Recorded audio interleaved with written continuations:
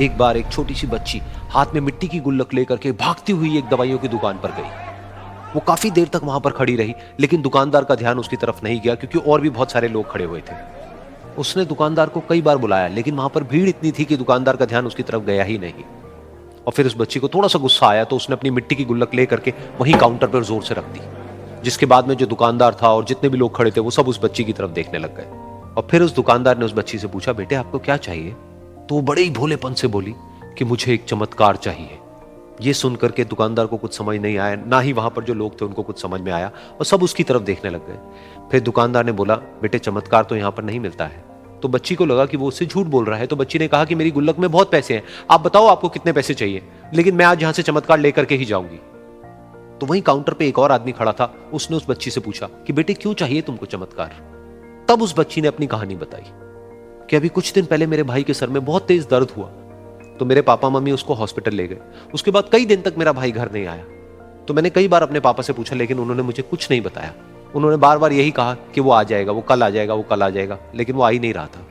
तो मैंने देखा कि मम्मी रो रही है, और पापा मम्मी को कह रहे थे कि उसकी दवाइयों के लिए और उसके इलाज के लिए जितने पैसे चाहिए उतने मेरे पास में नहीं है, अब उसको कोई चमत्कार ही बचा सकता है।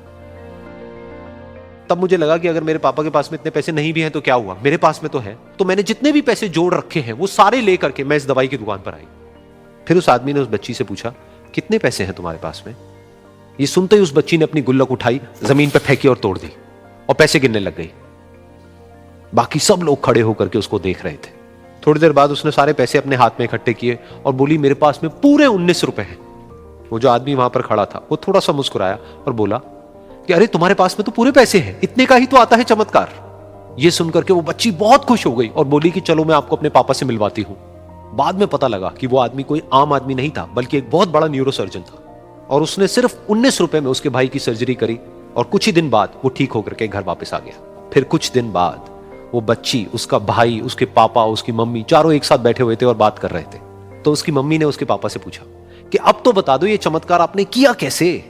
तो उन्होंने अपनी बेटी की तरफ देखा और बोले, ये चमत्कार मैंने नहीं, इसने किया है।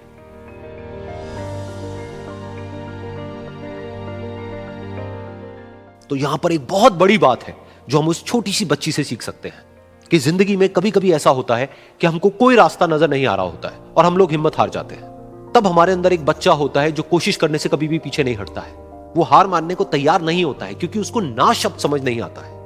वो बच्चा जिसके लिए कुछ भी नामुमकिन नहीं है, क्योंकि वो हर हाल में कोशिश करता ही रहता है।